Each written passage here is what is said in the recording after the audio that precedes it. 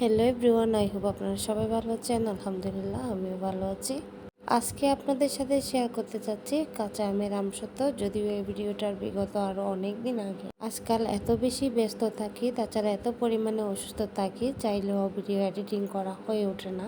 আমার শ্বশুর বাড়িতে যেহেতু অনেকগুলা আম গাছ, মানে এদিকে আম, কাঁঠাল, লিচু, আনারসে একদম ভরপুর, তাহলে সুযোগটা তো মিস করা যায় না। অনেকগুলো আম পেড়ে নিয়ে এসেছি গাছ থেকে। চামড়াগুলা ছিলে তারপর পানিতে দিয়েছি যেন কষগুলা চলে যায়। 5 মিনিট মতো ভিজিয়ে রাখার পর আমি একটা ঝাঁকাতে তুলে নিব যেন পানিগুলো একটু ঝরে যায়। আমার সাইজ অনুযায়ী কেটে আমি এখন চুলায় তুলে দিয়েছি। এখন আমি সিদ্ধ করে নিয়েছি পরিমাণ মতো পানি দিয়ে। আমি মাটির চুলায় সিদ্ধ করে নিচ্ছি, ব্লেন্ডার করি নাই। অনেকে ব্লেন্ডার করে, আমাদের আমগুলা এত পরিমাণ সফট, ব্লেন্ডার করার প্রয়োজন হয় নাই। তারপরও আমি একটু ছাঁকনি দিয়ে ছেঁকে নিচ্ছি। যারা ব্লেন্ডার করবেন তাদের আর ছাঁকনি দিয়ে চাকার কোনো প্রয়োজন নেই। সিদ্ধ করার সময় আমি এখানে পরিমাণ মতো লবণ দিয়ে দিয়েছি। তারপরও আপনারা আপনাদের টেস্ট অনুযায়ী দেখে বুঝে শুনে দিবেন। ছাঁকনি দিয়ে চাকার পর আমি আবারও জাল করে নিচ্ছি।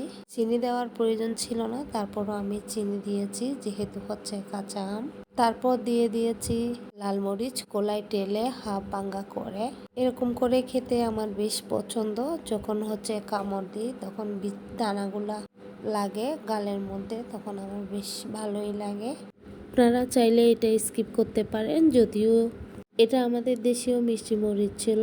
আমি এখন একটা প্লেট নিয়ে নিয়েছি স্টিলের, একটু ঘি ব্রাশ করে এখন রোদে দিয়ে দিয়েছি। এখন কড়া কটকটা রোদে শুকিয়ে নিব। মাত্র একদিনে আমার আমসত্ত্ব রেডি হয়ে গিয়েছে। দেখেন কত সফট এবং সুন্দর হয়েছে।